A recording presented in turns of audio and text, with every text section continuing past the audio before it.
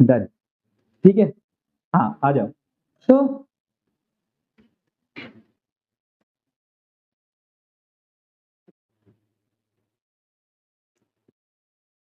भोजन के अवयव, क्या क्या चीजें हमने अभी डिस्कस कर ली कि जो भोजन के अवयव है वो कौन कौन से हैं। हमने कहा कार्बोहाइड्रेट, है ना, फिर प्रोटीन और फैट, विटामिन, मिनरल्स और वाटर।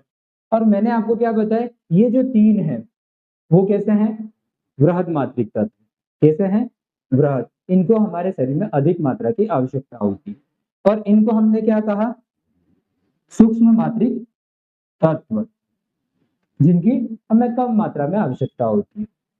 और फिर मैंने कहा ये जो है वो क्या है, ऊर्जा प्रदान करने वाले, ये आपके शरीर को ऊर्जा प्रदान करते हैं। और साथ में क्या एडिशनल काम करते हैं कि ये वृद्धि और विकास में भी सहायता करते हैं।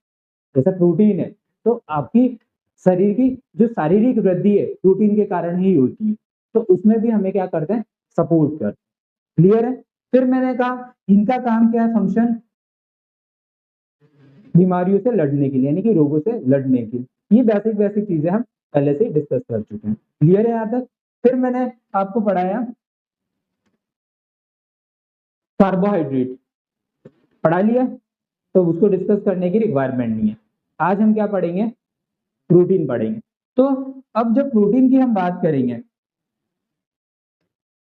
तो प्रोटीन हमारे शरीर में पहली चीज तो हमें पता होनी चाहिए इसकी हमें नीड क्यों है। पहली चीज तो हमें क्या पता होना चाहिए कि इसकी हमें आवश्यकता क्यों है। ठीक है। फिर अगर हम बात करें, अगर जब आवश्यकता है तो इनके सोर्सेज क्या है, कहाँ से हम इसको ले सकते हैं। ठीक है। जब हमें इनकी आवश्यकता पता चल जाएगी, इनके सोर्सेज पता चल जाएंगे, तो फिर हमें इसका कंपोजिशन भी तो पता करना पड़ेगा, यानी कि किससे मिलकर बना होता है प्रोटीन, किन किन तत्वों से मिलकर बना हो सकता है।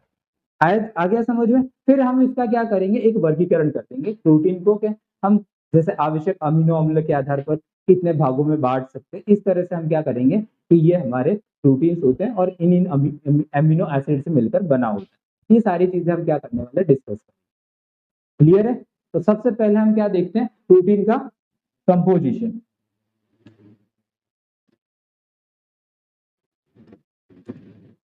देखो सबसे पहले तो मैं आपको बता देता हूँ, जो ये प्रोटीन के बारे में जिस वैज्ञानिक ने बताया था, जिसने खोज की थी, किसी को आइडिया है, बर्जीलियस। किसने बताया इसके बारे में सबसे पहले, बर्जीलियस। ठीक है, ठीक है। बर्जीलियस ने किसके बारे में बताया, प्रोटीन के बारे में। अब आपको मैंने एक चीज बताई थी, ये जो प्रोटीन है वो आपके शरीर के क्या है, बिल्डिंग ब्लॉक्स। बिल्डिंग ब्लॉक्स का मतलब क्या होता है, वृद्धि के लिए सहायक भी है। वृद्धि के लिए सहायक से ज्यादा हम क्या कहते हैं, जैसे हमारे शरीर की कोशिका है वो किससे मिलकर बनी है, प्रोटीन से मिलकर बनी। ईंटें हम ले सकते हैं कि एग्जाम्पल के तौर पे, ये सारी ईंटें क्या है, एक पूरी बिल्डिंग की क्या है, बिल्डिंग ब्लॉक्स। ऐसा ही होता है, तो वैसे ही हमारी जितनी भी कोशिकाएं प्रोटीन से मिलकर बनी होती। क्लियर। तो मेन फंक्शन तो इसका क्या है, शारीरिक वृद्धि में सहायता करना, ऊर्जा देगा। लेकिन पहला काम क्या है, ये शारीरिक वृद्धि। जो आपका ये फिजिकल अपीयरेंस दिखाई दे रहा है ना, वो किस वजह से हो रहा है, प्रोटीन की वजह। इसकी कमी हो जाएगी तो आपको कुछ बीमारियां भी होने की संभावना रहती है। तो वो भी हम क्या करेंगे, लास्ट में डिस्कस करेंगे। क्लियर है। तो सबसे पहले हम देखते हैं ये जो प्रोटीन है किस किस से मिलकर बना होता है। कार्बन तो होता है, हाइड्रोजन होता है और ऑक्सीजन होता है, और साथ में एक नाइट्रोजन होता है। क्या होता है, नाइट्रोजन। और मैंने कहा था जब भी नाइट्रोजन ऐड होता है तो क्या होता है, नाइट्रोजन अगर ऐड हो या इस नाइट्रोजन के साथ और सल्फर, फॉस्फोरस ऐसे तत्व भी हो सकते हैं। ये जरूरी है, सल्फर प्रोटीन बनाने के लिए जरूरी है। ठीक है। तो ये तत्व इसके साथ मिलकर क्या बनाते हैं, प्रोटीन जैसी संरचना बनाते हैं। क्लियर है। ये चार तत्वों के आपको नाम याद रखने हैं, carbon, hydrogen, oxygen, nitrogen, sulphur. अधिक मात्रा में यहाँ पे क्या रहेगा, नाइट्रोजन। नाइट्रोजन की मात्रा ज्यादा। आपको पता है जैसे ये प्रोटीन है, इसको अगर जलाया जाए तो गंदी सी स्मेल आती है, तो हमें पता चल जाता है कि दूसरे घर में क्या बना है, पड़ोसी के घर में आज क्या बन रहा है। देखा है? क्यों पता चल गया? गंदी स्मेल आती है।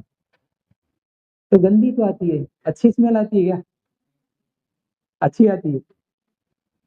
हाँ हाँ, टेस्ट जैसा बना होता है, तो वो हमें पता चल जाता है पड़ोसी के घर में आज क्या बन रहा है। ठीक है, तो ये प्रोटीन का एक बेसिक गुणधर्म आप कह सकते हो कि प्रोटीन की कैसे पहचान होती है। आ गया समझ में? इस घर में प्रोटीन बन रहा है। ठीक है, तो ये एक तो हमने चीजें समझ में आई। फिर हम कहते हैं कि ये जो प्रोटीन है, ये एमिनो एसिड से मिलकर बने होते हैं। क्या किससे मिलकर बने होते हैं? एमिनो एसिड्स, या इसको आप क्या कहते हो? अमीनो अम्ल। हिंदी में क्या बोलते हैं इनको? अमीनो अम्ल। अमीनो अम्ल से बने। ठीक है, अमीनो अम्ल को हम कह सकते हैं कि ये इसकी क्या इकाई है, बेसिक यूनिट है। जैसे अभी मैंने सिंपल सा एक एग्जांपल लिया था ना, कौन सा? ये बिल्डिंग वाला। वैसे ही क्या है, तो ये अमीनो एसिड जैसे जैसे जुड़ जाएंगे प्रोटीन जैसी संरचना बना देंगे। तो एक जो ह्यूमन बींग्स है या मानव है, उसको 20 प्रकार के एमिनो एसिड्स की आवश्यकता होती है। कितने प्रकार के? 20। हाँ, 20 आवश्यकता होती है, मतलब आवश्यकता का मतलब ओवरऑल 20 चाहिए। तो 20 एमिनो एसिड्स की उसको आवश्यकता है। तो उसमें हम कहते हैं कि एक तो आवश्यक है और एक अनावश्यक है। टोटल 20 चाहिए बनाने के लिए, प्रोटीन बनाने के लिए 20 चाहिए, लेकिन उनमें भी एक तो आवश्यक है जो हमें बाहर से लेने पड़ेंगे। क्या करने पड़ेंगे? बाहर से, मतलब हमारी बॉडी क्या नहीं कर पाएगी, उसको बना नहीं सकती, तो हम क्या करेंगे? खाने पीने से लेंगे। हम तो खाना पीना ही खाते हैं, तो हम क्या करेंगे? खाने पीने से। बाकी जो 11 हैं वो हम किससे क्या करेंगे? खुद अंदर हमारी बॉडी बना लेगी। क्या करेगी? हमारी बॉडी खुद क्या कर लेगी? बना लेगी। तो हम क्या कहते हैं, इसको दो भागों में बांट सकते हैं, आवश्यक अमीनो अम्ल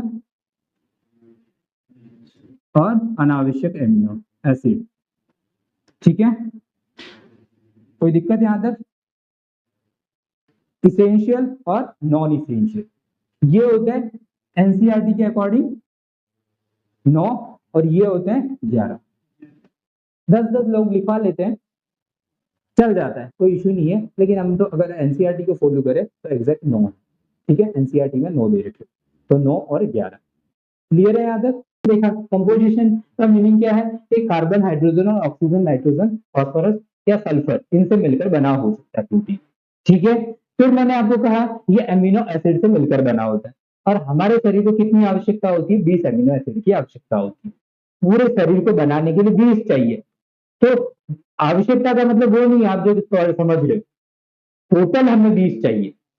अब 20 में से हमें आवश्यक कौन से हैं, मतलब जिनका हमारी बॉडी क्या करती है?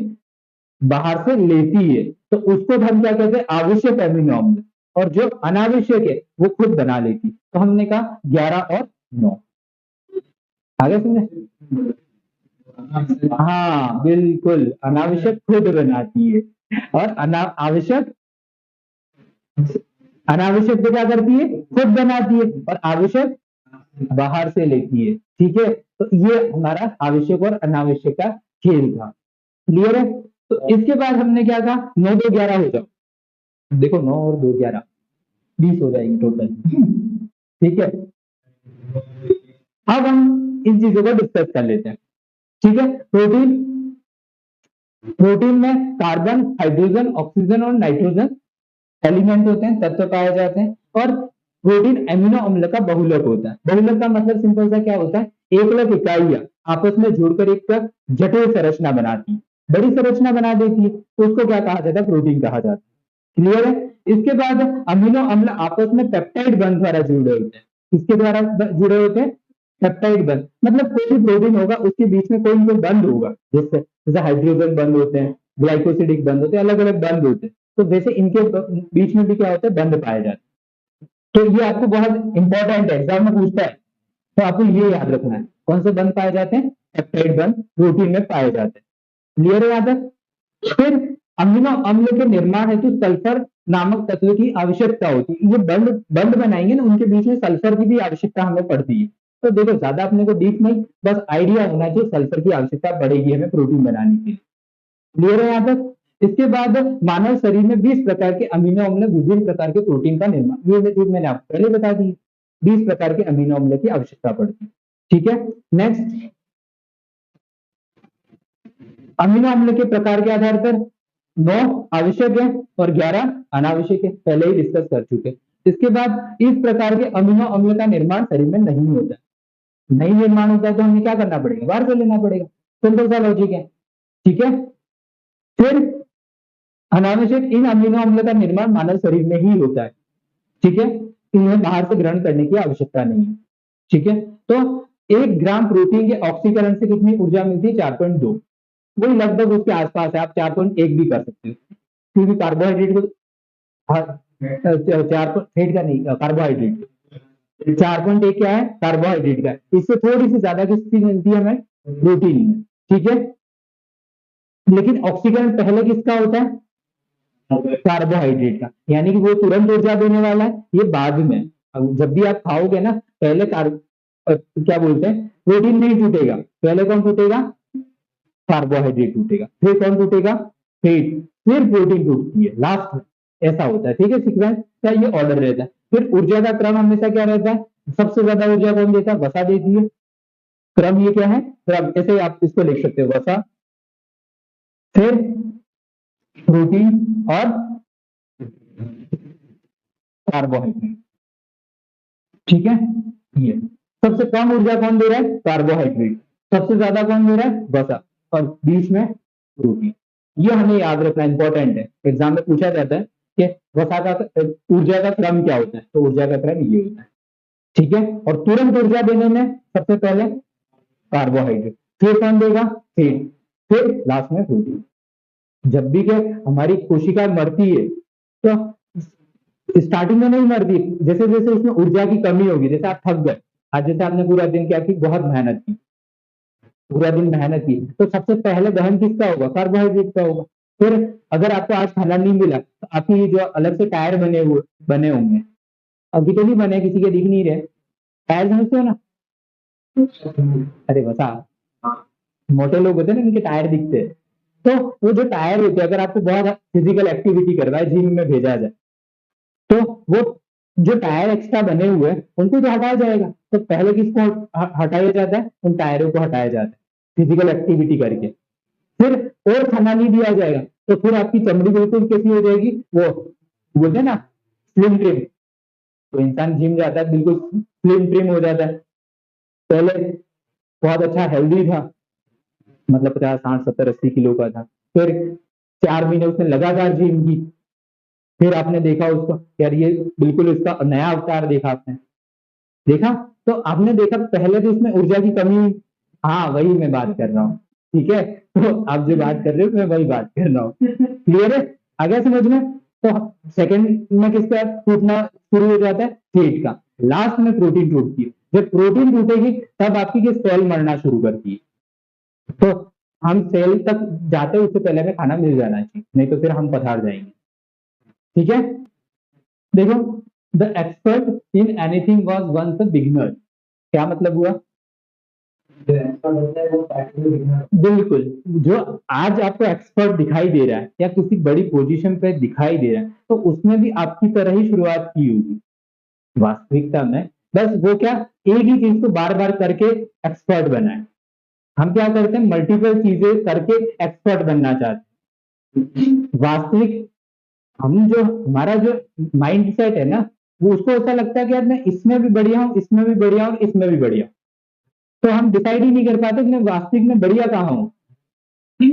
और सच में क्या है कि मुझे एक चीज डिसाइड, पहले अपनी एज डिसाइड करो कि मेरे पास एज कितनी है, क्या मैं 500 साल तक जिंदा रहने वाला हूँ, नहीं, 100 साल तक जिंदा रहने वाला, नहीं, तो जिंदा कितने साल तक रहने वाला, हाँ 50 55, बांध लो 50 55, तो 50 55 तक आप जिंदा रहने वाले, हाँ? तो उस हिसाब से आपको क्या डिसाइड करना है कि आपका काम क्या होना चाहिए। ठीक है, तो उसको बोलते हैं expert. Thank you for watching. Thank you.